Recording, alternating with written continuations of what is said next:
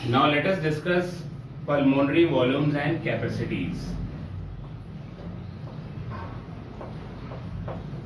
Pulmonary volumes and capacities. अब क्या है ये वॉल्यूम और कैपेसिटी, थोड़ा बहुत अंदाजा होगा आपको। देखिए, लंग के अलग अलग वॉल्यूम्स होते हैं। दो या दो से ज्यादा वॉल्यूम को ऐड करते हैं तो हम उसे कैपेसिटी कहते हैं। चार अलग अलग तरह के वॉल्यूम्स होते हैं लंग्स में, जैसे कि टाइडल वॉल्यूम जिसकी वैल्यू 500 मिलीलीटर होती है, जैसे कि इंस्पायरेटरी रिजर्व वॉल्यूम जिसकी वैल्यू मैक्सिमम 3000 मिलीलीटर होती है, एक्सपायरेटरी वॉल्यूम जो 1200 होता है, रेसिडुअल वॉल्यूम जो करीब 1200 होता है। ये चार तरह के वॉल्यूम्स हैं। दो या दो से ज्यादा वॉल्यूम्स को अगर हम ऐड करें तो उसे हम कहते हैं कैपेसिटी।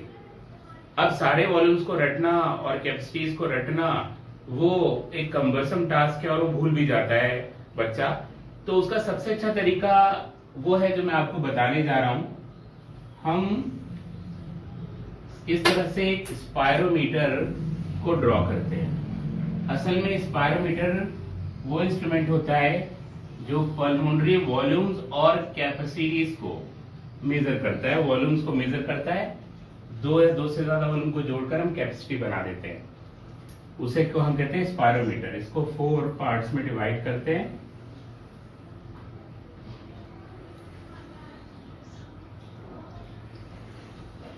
ठीक है, हमें यहां याद क्या रखना है, ये है 1200, 500 और ये 3100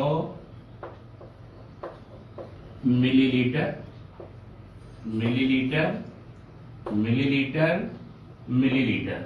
ठीक है, अब यहां से इंस्पायरेशन स्टार्ट करते हैं।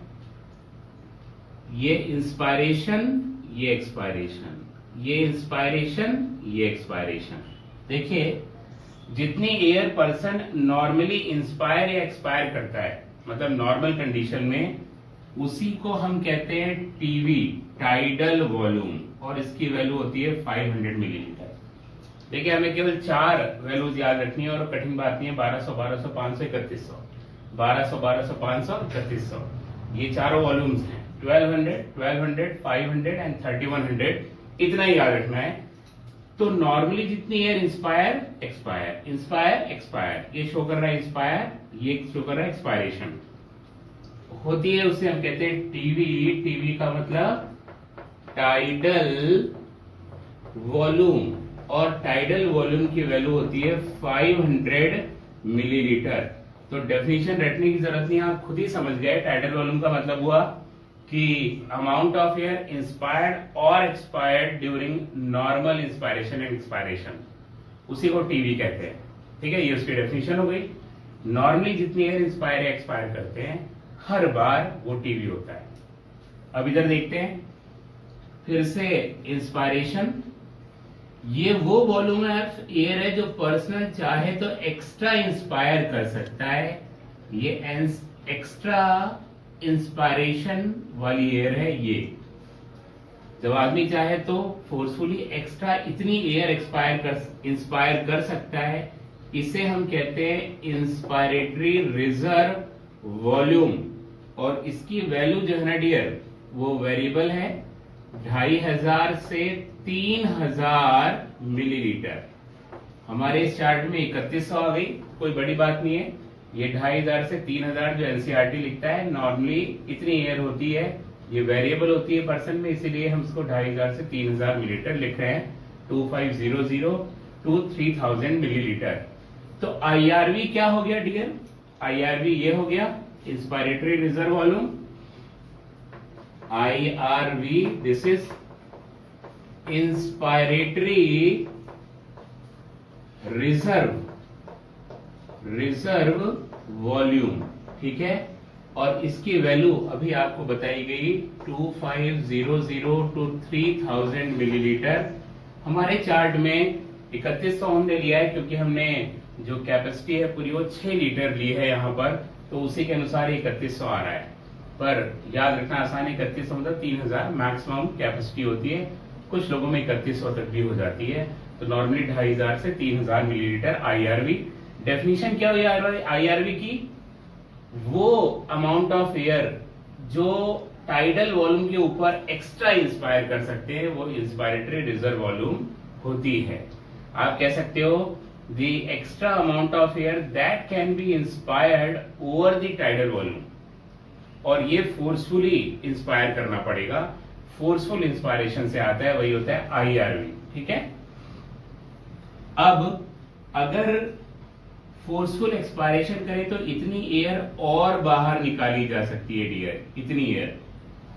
ये जो एयर एक्स्ट्रा हम बाहर निकाल सकते हैं, ये एक्सपायरेटरी रिजर्व वॉल्यूम होती है, expiratory reserve volume.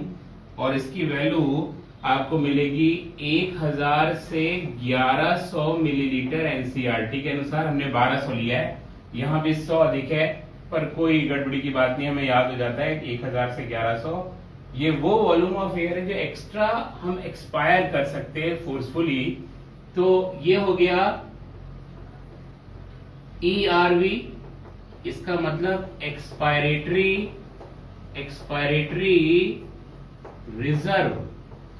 Reserve volume. The amount of air which can be inspired forcefully is ERV।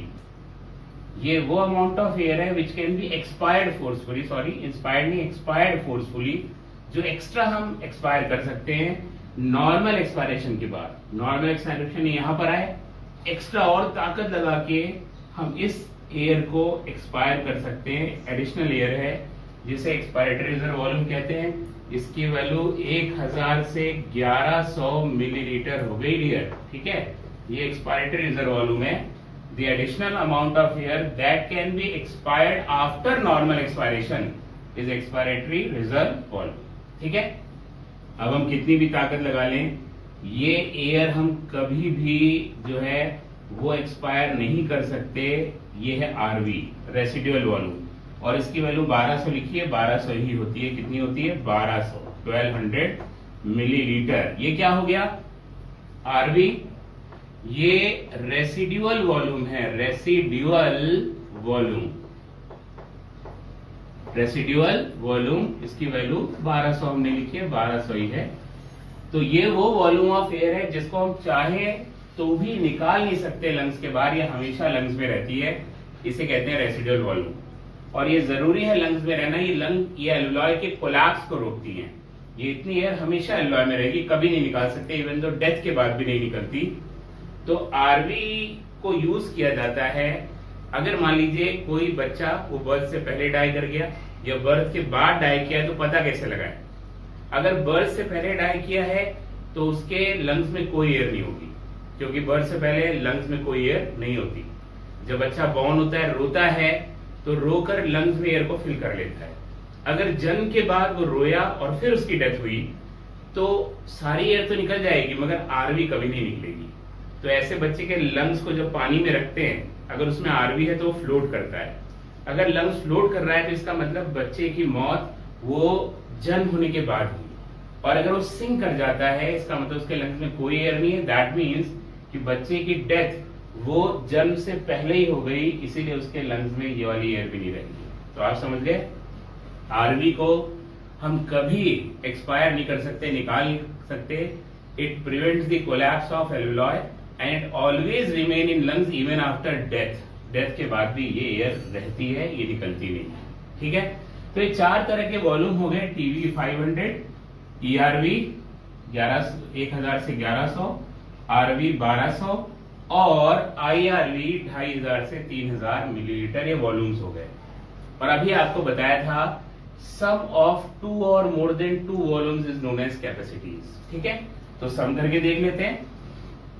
यहां अगर हम ये देखें, ये वो मैक्सिमम अमाउंट ऑफ एयर है जो इंस्पायर करता है पर्सन, ये टाइडल वॉल्यूम, ये इंस्पायर एडिशनल जो ले सकता है इंस्पायरेटरी रिजर्व वॉल्यूम। दोनों को मिला दें तो इसको हम कहते हैं इंस्पायरेटरी कैपेसिटी, IC। ये क्या है? कैपेसिटी, क्योंकि दो वॉल्यूम मिल रहे हैं इसमें, टीवी प्लस आईआरवी, तो आईसी जो है वो इंस्पायरेटरी कैपेसिटी हो गया।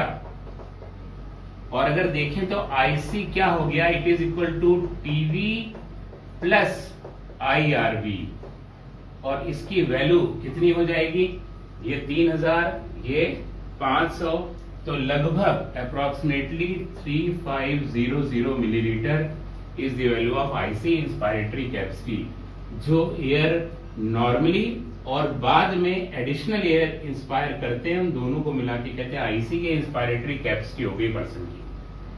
मगर तब क्या हो, जब पर्सन फोर्सफुली एक्सपायरेशन कर दे, यहां आ जाएगा नॉर्मल एक्सपायरेशन, फोर्सफुल एक्सपायरेशन। अब इसके बाद इतनी एयर वो ले सकता है पूरी, यहां से यहां तक वो पूरी एयर ले सकता है जब उसने फोर्सफुल एक्सपायरेशन कर दिया। इसे हम कहते हैं वीसी, वाइटल कैपेसिटी, जिसकी वैल्यू 4800 मिलीलीटर होती है मैक्सिमम। तो ये है VC, VC is equal to vital capacity. अगर इसकी डेफिनेशन की बात करो तो क्या होगा, the maximum amount of air which can be inspired after forceful expiration.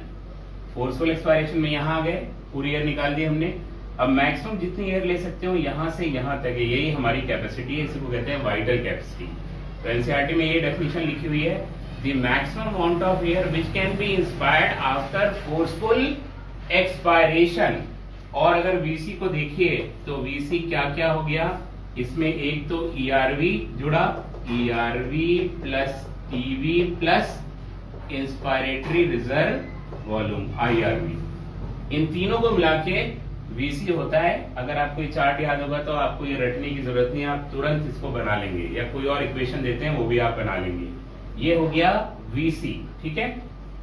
अब अगर आप देखिए तो नॉर्मल और फोर्सफुल एक्सपायरेशन से इतनी एयर जो है, नॉर्मल एक्सपायरेशन के बाद इतनी एयर बचती है total, inspiration expiration, inspiration expiration. Normal expiration में यहां तक एयर होती है, ये एयर लंग्स में बची रहती है अक्सर। ये एक्स्ट्रा हम तब निकाल पाते हैं जब फोर्सफुल एक्सपायरेशन करते हैं। ये जो एयर नॉर्मली बचती है, मतलब the amount of air which remains after normal expiration, normal inspiration, normal expiration, इतनी एयर बची, इसे कहते हैं FRC। ये है फंक्शनल रेसिडुअल कैपेसिटी, दोनों को मिलाएंगे तो ये 2400 मिलीलीटर मैक्सिमम आ जाएगी। इसीलिए हमने इसको 1200 लिया था, क्योंकि इसकी वैल्यू 2400 होती है मैक्सिमम। तो ये जो हो गया FRC, FRC क्या हो गया, functional residual capacity, functional residual capacity. और FRC को अगर आप जोड़िए तो ये दो चीजों से मिलकर बनाए, एक्सपायरेटरी रिजर्व वॉल्यूम और आरवी, ERV प्लस RV, और इसकी वैल्यू अराउंड कितनी है, 1200 मिलीलीटर, ठीक है। तो ये हो गया फंक्शनल रेसिडुअल कैपेसिटी। अब अगर आप देखिए तो नॉर्मल इंस्पायरेशन के बाद आप इतनी एयर निकाल सकते हो maximum, normal inspiration, normal expiration, forceful expiration. तो ये वो अमाउंट ऑफ एयर है यहां से लेकर यहां तक जो आपकी मैक्सिमम एयर निकालने की कैपेसिटी है आफ्टर नॉर्मल इंस्पायरेशन। इसे कहा जाता है क्या, expiratory capacity, EC। This is expiratory capacity, this is EC। तो EC क्या हुआ जरा देखो, the total amount of air that can be expired after normal inspiration. जब नॉर्मल इंस्पायरेशन करें तो यहां आए तो मैक्सिमम अमाउंट ऑफ एयर इतनी ही हम निकाल सकते हैं, ये एक्सपायर कर सकते हैं, ये नहीं कर सकते। इसी को कहते हैं EC। तो EC को अगर आप देखिए एक्सपायरेटरी कैपेसिटी को, तो किसका किसका सम है वो, TV plus ERV, TV plus ERV। Definition क्या हो गई, the maximum amount of air that can be expired after normal inspiration। ये normal inspiration में यहां पहुंच जाते हैं, और ये मैक्सिमम निकाल सकते हैं ये। ठीक है, तो ये हो गई कैपेसिटीज। अगर सभी को हम जोड़ दें यहां से लेकर पूरा यहां तक टोटल हम जोड़ दें तो ये होता है टीएलसी। टीएलसी का मतलब टोटल लंग कैपेसिटी, और ये अप्रोक्सीमेट जो होती है ना 6 लीटर होती है, 6 लीटर्स, ये अराउंड 6 लीटर्स होती है। ये टोटल लंग कैपेसिटी है TLC. TLC this is total lung capacity, ये होती है 6 लीटर। ठीक है, ये मैक्सिमम 6 लीटर होती है, किसी में कम भी हो सकती है 5 लीटर या उससे थोड़ी बहुत ज्यादा, और मैक्सिमम 6 लीटर होती है टोटल। तो टोटल लंग कैपेसिटी में क्या क्या ऐड हुए, चारों वॉल्यूम्स ऐड हो गए, आईआरवी, टीवी, ईआरवी और आरवी, चारों ऐड हो गए, तो बन गया टोटल लंग कैपेसिटी। ठीक है, तो इस टोटल लंग कैपेसिटी में से आप अंदर बाहर कितनी एयर कर सकते हो, वीसी, इतनी पूरी निकाल सकते हो मैक्सिमम, इतनी पूरी ले सकते हो, उसके बाद ये वीसी होती है। इस एयर का आप कुछ नहीं कर सकते, ये एयर हमेशा लंग्स में रहती है, इसको आप जो है बाहर नहीं निकाल सकते, इवन डेथ के बाद भी ये बाहर नहीं जाती। तो अगर आपने इसे समझा है तो आप इसे रिमाइंड करके दोबारा समझ सकते हैं। इसी चार्ट से आपके क्वेश्चन होंगे, क्योंकि जो क्वेश्चन आते हैं ना वो कभी कभार थोड़े टिपिकल होते हैं, हर बच्चा नहीं कर पाता। आपको दिमाग में यही चार्ट रखना है 1200, 1200, 500, 3100, और आप जानते हो कौन कौन से वॉल्यूम हैं और उनको जोड़ के कैसे कैसे कैपेसिटी बनती है। क्योंकि अगर किसी पर्सन में वैल्यू बदल दें, वो कहें कि उसमें टीवी 400 है, उसमें जो आईआरवी है वो 2500 ही है केवल, अलग अलग वैल्यू दे और आपसे पूछे तो उन वैल्यूज को जोड़ के आएगा। और आपको पता होना चाहिए कि जो ये कैपेसिटीज होती है वो कौन कौन से वॉल्यूम के जुड़ने से होती है, वो यहाँ पे लिखा भी है हमने। तो इसको ध्यान से पढ़िए और इसके क्वेश्चंस को सॉल्व करिए, जो भी आते हैं। आप देखोगे कुछ तो बहुत आसान है, पर कुछ क्वेश्चन थोड़े टिपिकल होते हैं। जरूरत है कि आप इनको बार बार देखिए और पढ़िए, तभी आपको ये समझ में आएगा, इसके क्वेश्चन आप सॉल्व कर। अभी एग्जाम्पल के तौर पे ये क्वेश्चन देख लेते हैं, आपको समझ में आ जाएगा क्या होता है। ये वीसी के लिए अलग अलग इक्वेशन लिखी हुई है, 5 इक्वेशन लिखी हुई है यहाँ पे। आप पॉज करके वीडियो देखिए कि इनमें से कौन कौन सी इक्वेशन गलत है, कौन कौन सी गलत है। तो आपने देख लिया होगा इसमें से कोई भी इक्वेशन गलत नहीं है। इसका मतलब वीसी को ये 5 नहीं और 10 तरीकों से भी लिखा जा सकता है, कोई भी एग्जाम में आ सकता है, और आप सारी इक्वेशन तो याद नहीं कर सकते। इसीलिए जरूरत है कि जो स्पायरोमीटर हमने बनाया था इस तरह से, ये वो आपको याद हो पूरा का पूरा। ठीक है, इसी तरह से बनाया था। ये क्या था आपका आरवी, ये क्या था ईआरवी, ये क्या था टीवी, ये आईआरवी, आईआरवी। ठीक है, और वाइटल कैपेसिटी कहां तक था, यहां से यहां तक। तो वीसी को जरा देखिए, जोड़ते हैं, ERV plus TV plus IRV, मतलब पहली इक्वेशन सही है। दूसरी TLC minus RV, total lung capacity ये होती है, उसमें से आरवी माइनस कर दिया, ये माइनस कर दिया, तो बचा क्या वीसी, ये इक्वेशन भी सही है। VC equal to IC plus ERV, IRV और टीवी को मिला के आईसी कहते हैं, आईसी प्लस ईआरवी, ये आईसी प्लस ईआरवी, इसका मतलब आईसी प्लस ईआरवी, ये इक्वेशन भी सही है। VC equal to EC plus IRV, IRV और ईसी क्या है, एक्सपायरेटरी कैपेसिटी, यहां से यहां तक की तो एक्सपायरेटरी कैपेसिटी थी, तो ये और ये जोड़ दिया हमने, ये ईसी है और ये आईआरवी, तो ईसी प्लस आईआरवी ये भी सही है। तीसरी है, ध्यान से देखिए, टीवी और टीवी कट जाएंगे, प्लस टीवी माइनस टीवी, तो बन गया ईसी प्लस आईआरवी, पहले वाली इक्वेशन ही, तो ये भी करेक्ट है। इसका मतलब ये सारी इक्वेशन यहाँ पे करेक्ट है। और आपने ये बात भी जानी कि इस तरह से वीसी को अलग अलग तरीकों से लिखा जा सकता है। ठीक है, there are different ways of writing VC, और दूसरों को भी लिखने का तरीका है। मैंने वीसी का एग्जाम्पल दिया है आपको बताने के लिए कि कितने तरह के क्वेश्चन आ सकते हैं। अगर ये आपके दिमाग में है या सामने आपने कॉपी में बना लिया विद इन सेकेंड्स, तो आपका कोई क्वेश्चन गलत नहीं होगा। तो इसको बना लीजिएगा, और बेटर है अगर टिपिकल क्वेश्चन आता है, आसान है, तो आप वैसे ही सॉल्व कर लोगे। ठीक है, तो इससे क्वेश्चन इसी तरह से आते हैं, अलग अलग इक्वेशन होती है या अलग अलग वैल्यूज देते हैं। तो अगर आपको सारी इक्वेशन बनानी आती है तो वैल्यूज पुट करके आप जोड़ लोगे। मान लीजिए वीसी पूछता है और आपको टीएलसी दिया हुआ है और आरवी दिया हुआ है, तो भी आप निकाल सकते हो।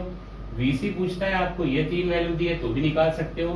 वीसी पूछता है ये दोनों दिए तो भी निकाल सकते हो। अलग अलग तरीके से निकाल सकते हो, जो भी वैल्यूज गिवन है उसके अकॉर्डिंग आप डिसाइड करके इसको निकाल सकते हैं। अगर आपने इस स्पायरोमीटर को जो आपको बताया था उसको सही से पढ़ा हो तो स्पायरोमीटर जो वर्ड में यूज कर रहा हूं, ये अलग अलग वॉल्यूम्स और कैपेसिटीज को रिकॉर्ड करता है। ये बताता है क्या वॉल्यूम्स हैं, और वॉल्यूम पता लग जाता है तो कैपेसिटी पता लग जाती है। मगर स्पायरोमीटर आरवी को कभी मेजर नहीं कर सकता, क्योंकि जो वॉल्यूम ऑफ एयर इंस्पायर या एक्सपायर कर सकते हैं, जो चेंजेस आते हैं वही स्पायरोमीटर में दिखते हैं। आरवी तो एक बार आ गई जन्म के बाद तो हमेशा रहती है, कितनी है वो मेजर नहीं करी जा सकती, क्योंकि वही एयर मेजर करी जा सकती है जो इंस्पायर या एक्सपायर हो। तो स्पायरोमीटर से क्वेश्चन पूछता है कि कौन सा वॉल्यूम हम मेजर नहीं कर सकते, तो आप समझ गए कौन सा नहीं मेजर कर सकते, आरवी। वो हम नहीं पता लगा सकते अगर स्पायरोमीटर की बात करें तो। ठीक है डियर, तो इससे आप समझ गए होंगे किस तरह से पल्मोनरी वॉल्यूम्स और कैपेसिटीज होती है, क्या क्या क्वेश्चन आते हैं। नेक्स्ट जो हम टॉपिक ले रहे हैं that is exchange of gases. Exchange of gases, gases का एक्सचेंज कैसे होता है वो देखते हैं। तो देखो डियर, गैसेस का एक्सचेंज सिंपल डिफ्यूजन से होता है हमेशा। किससे? Simple diffusion. सिंपल डिफ्यूजन,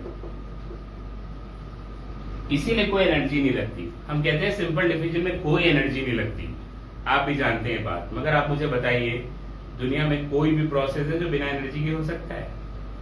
कोई नहीं हो सकता। बिना एनर्जी के या बिना खुदा की मर्जी के कोई प्रोसेस वो नहीं हो सकता। तो सिंपल डिफ्यूजन में भी एनर्जी तो लगती है डियर, मगर वो हमारी नहीं लगती। जो काइनेटिक एनर्जी होती है गैसेस की, उसी से सिंपल डिफ्यूजन के लिए एनर्जी मिल जाती है, हमें नहीं लगानी पड़ती, इसीलिए उसको सिंपल डिफ्यूजन कहते हैं। इसका मतलब diffusion of gases occurs by, या you can exchange of gases occurs by simple diffusion. The kinetic energy of the gaseous molecule itself provide energy for this diffusion. इस बात को जरा लिख लीजिए। Exchange of gases occurs by simple diffusion. Exchange of gases occurs by simple diffusion. The kinetic energy of the gases itself provide energy for the diffusion. For the diffusion, the kinetic energy of the gaseous molecule itself provides energy for diffusion.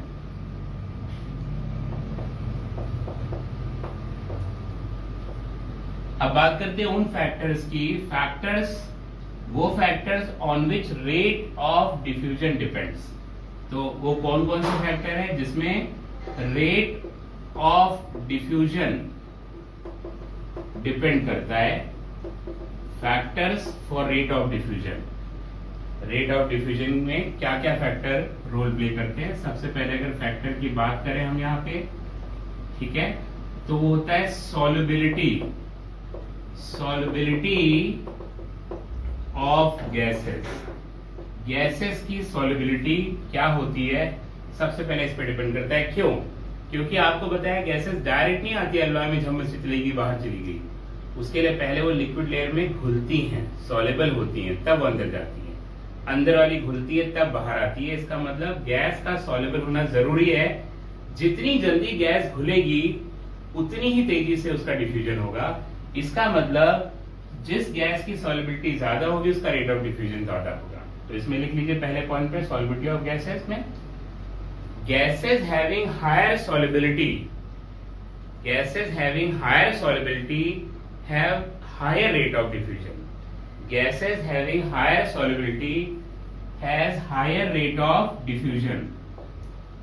For example CO2 पे solubility 20 से 25 times more than होती है क्या? O2। CO2 की solubility 20 से 25 गुना ज्यादा होती है एज कंपेयर टू O2। इसका सीधा सा मतलब हुआ कि CO2 की जो रेट ऑफ डिफ्यूजन है वो O2 से 20 से 25 गुना ज्यादा होता है, अगर दूसरे फैक्टर कांस्टेंट रख दें तो, क्योंकि अभी दो फैक्टर और हैं। तो इसका मतलब rate of diffusion of CO2 is 20 to 25 times higher than O2 when other factors are kept constant. क्यों? क्योंकि CO2 की सॉल्युबिलिटी ज्यादा है। तो इसको लिख लीजिए, CO2 has 20 to 25 times more solubility as compared to O2। इसकी सॉल्युबिलिटी 20 से 25 गुना O2 से ज्यादा है। और O2 की सॉल्युबिलिटी जानते हैं N2 से 2 गुना ज्यादा है, वो भी लिख लीजिए। O2 has 2 times solubility as compared to N2। O2 has 2 times solubility as compared to N2। तो इसका मतलब सबसे तेजी से CO2 डिफ्यूज करेगी, फिर O2 और उसके बाद फिर N2। ठीक है, ये पहला फैक्टर था सॉल्युबिलिटी। दूसरे फैक्टर की अगर हम बात करें तो वो होता है partial pressure, partial pressure of gases, partial pressure. अब ये पार्शियल प्रेशर जानते हैं आप, हर गैस के लिए अलग अलग होता है और ये इंडिपेंडेंट ऑफ अदर गैसेस होता है। मान लीजिए ग्रुप ऑफ गैसेस है CO2, O2, N2, तो सबका पार्शियल प्रेशर डिफरेंस अगर उन्हें अंदर जाना है, अंदर की गैस पे डिपेंड करेगा। मतलब CO2 का पार्शियल प्रेशर डिफरेंस अंदर के CO2 से लेंगे, अंदर ऑक्सीजन या नाइट्रोजन कितना है इससे फर्क नहीं पड़ता। पार्शियल प्रेशर हमेशा इंडिविजुअल गैस के लिए देखा जाता है। जब CO2 को देखते हैं तो अंदर बाहर CO2 देखते हैं, O2 देखते हैं तो अंदर बाहर O2 देखते हैं, और N2 की केस में भी सेम होता है। दूसरी गैसेस कितनी है इस पर डिपेंड नहीं करता। वो गैस खुद अगर बाहर से अंदर जाना है तो ये देखा जाता है बाहर कितनी और अंदर कितनी। ठीक है, तो पार्शियल प्रेशर डिफरेंस की वजह से ही गैसेस वो डिफ्यूज करती हैं। तो जितना ज्यादा पार्शियल प्रेशर डिफरेंस होगा उतना तेज रेट ऑफ डिफ्यूजन होगा। मान लीजिए CO2 का पार्शियल प्रेशर बाहर 100 है और अंदर जो है 20 है, केवल तेजी से डिफ्यूजन होगा। बाहर 100 है, अंदर 99 है, तो थोड़ा बहुत धीमा होगा।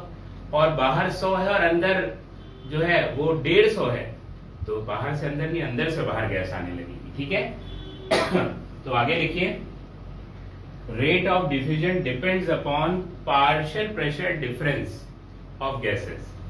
Rate of diffusion depends upon partial pressure difference of gases. जो गैसेस का पार्शियल प्रेशर का डिफरेंस है उसी पे जो है रेट ऑफ डिफ्यूजन डिपेंड करेगा। जितना ज्यादा डिफरेंस होगा उतनी तेजी से डिफ्यूजन होगा। और तीसरी चीज होती है थिकनेस, थिकनेस ऑफ मेम्ब्रेन। वो मेम्ब्रेन जो गैसेस को सेपरेट कर रही है। मान लीजिए एलॉय की मेम्ब्रेन ले लीजिए, ब्लड की मेम्ब्रेन ले लीजिए, ब्लड में से एलॉय, एलॉय में से ब्लड में आती है गैसेस। तो थिकनेस जितनी कम होगी पार्शियल रेट ऑफ डिफ्यूजन उतना ज्यादा होगा। इसका मतलब आप कह सकते हो कि rate of diffusion is inversely proportional to thickness of membrane. जो सेपरेटिंग मेम्ब्रेन है, दो गैसेस को सेपरेट करती है, उसकी थिकनेस जितनी ज्यादा कम होगी रेट ऑफ डिफ्यूजन उतना ज्यादा होगा, और जितना मोटा होगा रेट ऑफ डिफ्यूजन उतना ही कम होगा। ये तीन फैक्टर्स रिस्पॉन्सिबल हैं फॉर रेट ऑफ डिफ्यूजन के लिए, ये रेट ऑफ डिफ्यूजन को डिसाइड करते हैं। ठीक है, तो एक्सचेंज ऑफ गैसेस में पहले यहाँ पे देख लेते हैं exchange of gases between alloy and blood. वहां हम थिकनेस भी मेम्ब्रेन की देख लेंगे। तो पहले अगर इसमें बात करें तो exchange of gases between alveoli and blood, alveoli and blood। तो एलॉय और ब्लड के बीच में जो एक्सचेंज होता है उसे जानने के लिए हम ये डायग्राम बना लेते हैं। ठीक है, से दिस इज एल्विलॉय। एल्विलॉय पे सिंपल स्क्वेमस एपिथेलियम होती है dear, simple squamous epithelium.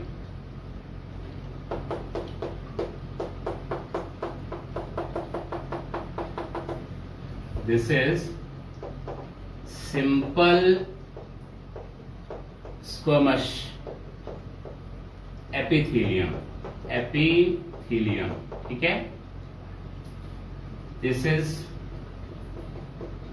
alveoli। और ये ब्लड कैपिलरीज हैं, ब्लड कैपिलरीज। इन पे भी सिंपल स्क्वेमस एपिथेलियम की ही लाइनिंग होती है, और उस सिंपल स्क्वेमस एपिथेलियम की लाइनिंग को कहते हैं एंडोथेलियम। ये भी सिंपल स्क्वेमस एपिथेलियम, ये डियर, ये हो गई एंडोथेलियम, ठीक है। ये भी सिंपल स्क्वेमस एपिथेलियम होती है। ये ब्लड कैपिलरीज की लाइनिंग है, ब्लड कैपिलरीज। और आपको बताया था कोई भी ये एपिथेलियल मेम्ब्रेन हवा में नहीं होती, उसमें बेसमेंट मेम्ब्रेन जरूर होती है। तो यहां ये एल्वेओलाई की बेसमेंट मेम्ब्रेन और ये एंडोथेलियम की बेसमेंट मेम्ब्रेन हो गई। तो ये क्या हो गई? Basement membrane, basement membrane of alveoli and blood capillaries. इसका मतलब अब जो गैसेस एक्सचेंज होगा, आप जानते हो O2 वो एल्वेओलाई में से ब्लड कैपिलरीज में चला जाएगा, और CO2 ये ब्लड कैपिलरीज से एल्वेओलाई में जाएगा। इन गैसेस को ये लेयर्स क्रॉस करनी पड़ेगी, 3 लेयर अकॉर्डिंग टू एनसीईआरटी। पहला simple squamous epithelium of alveoli, second basement membrane of alveoli and endothelium, और थर्ड एंडोथेलियम। तो 3 लेयर को क्रॉस करके आएंगी। अगर वैसे देखें तो 5 लेयर होती हैं, पर एनसीईआरटी इनको 3 में रखा है। सिंपल स्क्वेमस, बेसमेंट मेम्ब्रेन 2, बीच की जो स्पेस है इसमें भी जाने में समय लगेगा, यहां भी एक्स्ट्रा सेलुलर मटेरियल होंगे, उनको भी क्रॉस करेगा वो 3, बेसमेंट मेम्ब्रेन ऑफ एंडोथेलियम 4, और एंडोथेलियम जो सिंपल स्क्वेमस एपिथेलियम है 5। तो सही में 5 है, पर एनसीईआरटी बताता है 3। उसने 3 जो बताई वो क्या क्या बताई? एक तो सिंपल स्क्वेमस एपिथेलियम, दूसरा दोनों की बेसमेंट मेम्ब्रेन को ले लिया एक साथ, बेसमेंट मेम्ब्रेन। देर क्यों ले लिया मैं आपको बताता हूं। बेसमेंट मेम्ब्रेन बहुत थिन होती है, बहुत पतली होती है, तो एक को लेने का सवाल नहीं उठता था, दोनों को ही साथ में ले लिया। और जो सब्सटेंसेज हैं यहाँ पर उनको भी ले लिया, उनको एक में रख दिया, बेसमेंट मेम्ब्रेन दूसरा बैरियर। और तीसरा बैरियर जो गैसेस के बीच में है वो है एंडोथेलियम। एंडोथेलियम ये 3 जो है ना लेयर्स हैं जिनको पार करके गैसेस दूसरी जगह पे जाती हैं। और मैं आपको बताऊं, एनसीईआरटी लिखता है कि इन तीनों मेम्ब्रेन को मिला के they are less than a millimetre. ये 1 मिलीमीटर से कम है। लेस देन अ मिलीमीटर मतलब 1 मिलीमीटर से कम, पर एग्जैक्टली जानते हो ये 0.2 मिलीमीटर होता है केवल। लेस देन अ मिलीमीटर कहना भी गलत है, क्योंकि मिलीमीटर का 1 बाय ये कितना हो गया देख रहे हैं आप, 5th। तो 0.2 mm थिक होते हैं, केवल इतने पतले हैं ये, इसीलिए तेजी से O2 और CO2 का एक्सचेंज हो पाता है। क्योंकि जो थिकनेस ऑफ मेम्ब्रेन है वो देखो कितनी है, 0.2 mm, 0.2 मिलीमीटर थिक होती है बस। और गैसेस यहां से यहां और यहां से यहां एक्सचेंज होती चली जाती हैं आसानी से यहां पे, ठीक है।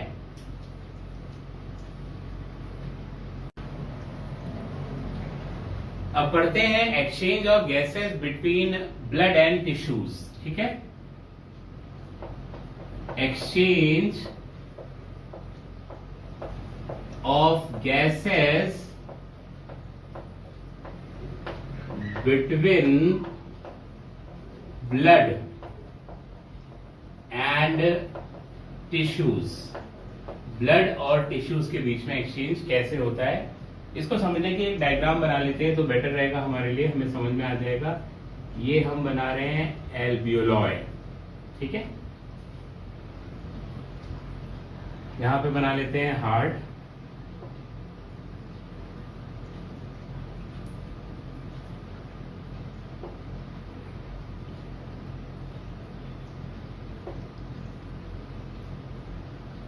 ये एट्रिया और वेंट्रिकल्स को हमने इस तरह से ड्रॉ कर दिया है, ठीक है।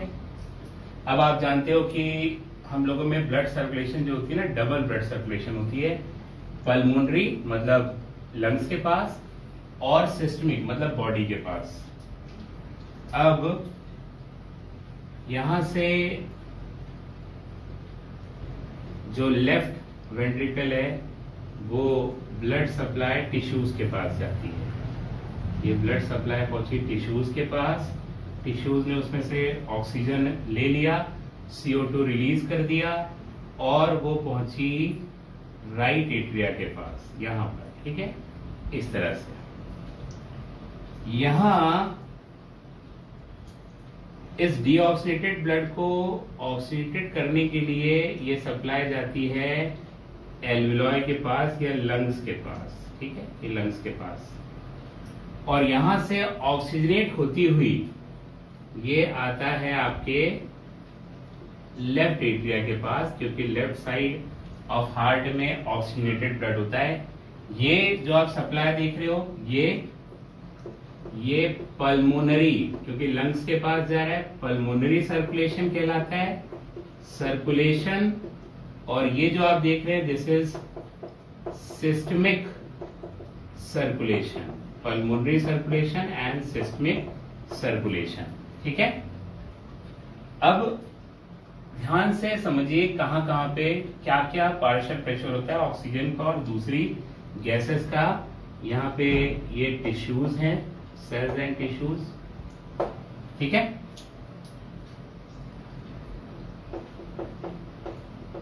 एल्वियोलाई, अगर हम देखें पार्शियल प्रेशर ऑफ ऑक्सीजन ऐसे लिखते हैं PO2, वो एटमॉस्फेयर में 159 मिलीमीटर ऑफ Hg होता है, और अगर PCO2 देखें तो वो होता है 0.3 mm।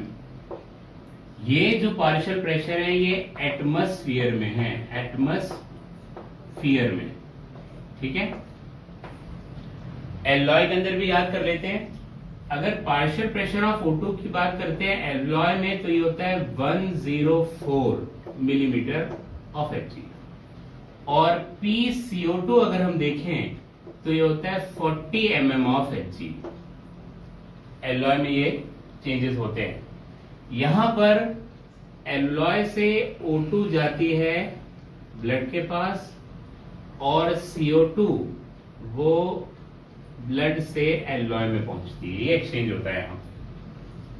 ये सिस्टमिक आर्टरी है, सिस्टमिक आर्टरी। यहां पर पार्शियल प्रेशर देखते हैं O2 का, यहां आते आते ही हो जाता है 95 mm ऑफ Hg, और PCO2 जो होता है वो हो जाता है 40 mm ऑफ Hg।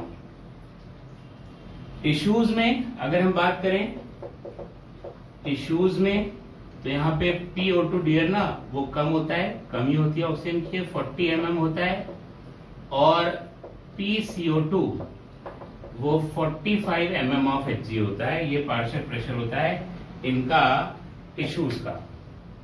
जब यहाँ गैसेस लौटती है तो ये हो जाता है सिस्टमिक वेन। अगर सिस्टमिक वेन में आप लीजिए तो PO2 हो जाता है 40 mm और PCO2 हो जाता है 45 mm। तो पहले इन गैसेस के पार्शियल प्रेशर को देखते हैं कहां पे क्या है, उसके बाद समझते हैं ऐसा क्यों हुआ। सबसे पहले ऑक्सीजन का याद करते हैं, ऑक्सीजन पे ध्यान हम अपना केंद्रित करते हैं। PO2 in atmosphere 159, alveoli 104, seismic artery 95, seismic when 40। तो ऐसे याद रखिए 159, 104, 95, 40, 159, 104, 95, 40। ये ऑक्सीजन का पार्शियल प्रेशर चेंज है।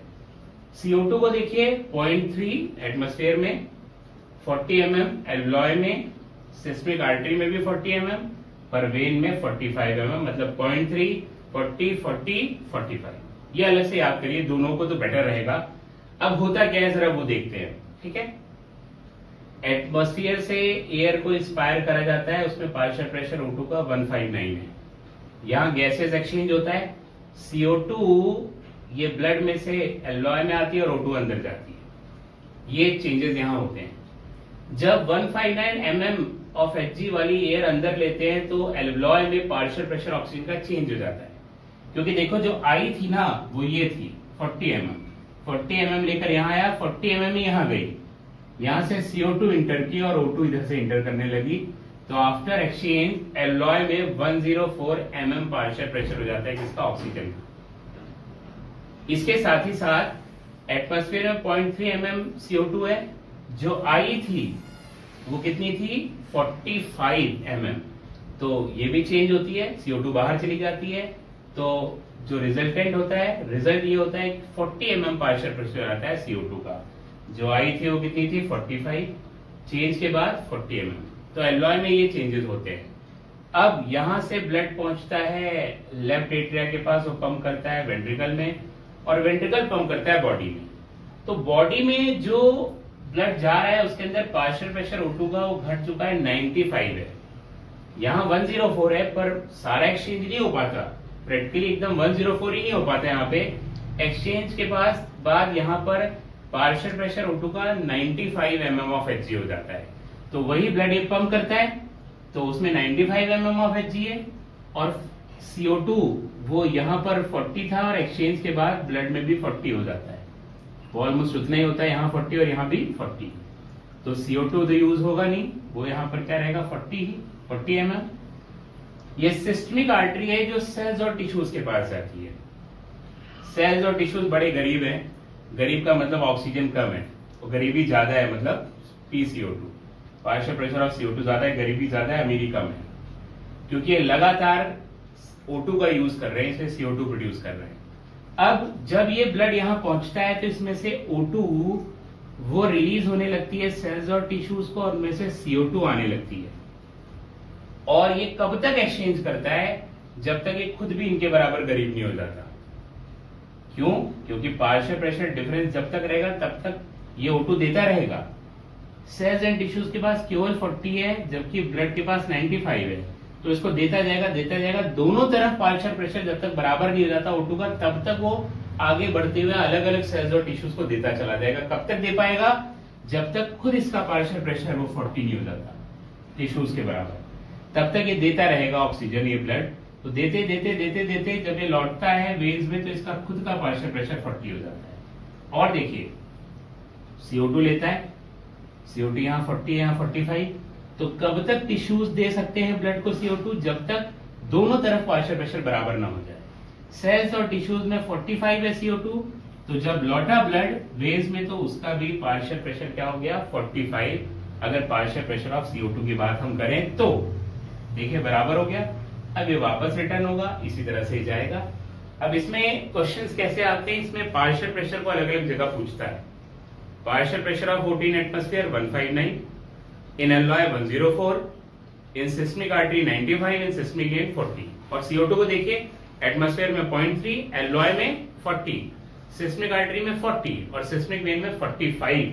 तो ये बातें एकदम अच्छी तरह से याद कर लेनी है कि इसी तरह से ये पार्शियल प्रेशर चेंजेस होते हैं जब ये सेल्स और टिश्यूज को O2 देता है और CO2 वहां से आता रहता है। ठीक है, तो मेरे ख्याल से बातें समझ गया।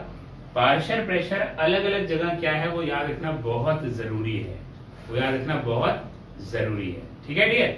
तो अब जब exchange of gases between blood and tissues भी पढ़ लिया, तो ये जो ट्रांसपोर्ट हुआ गैसेस का ब्लड में वो कैसे हुआ वो जानना भी जरूरी है। तो अब पढ़ते हैं ट्रांसपोर्ट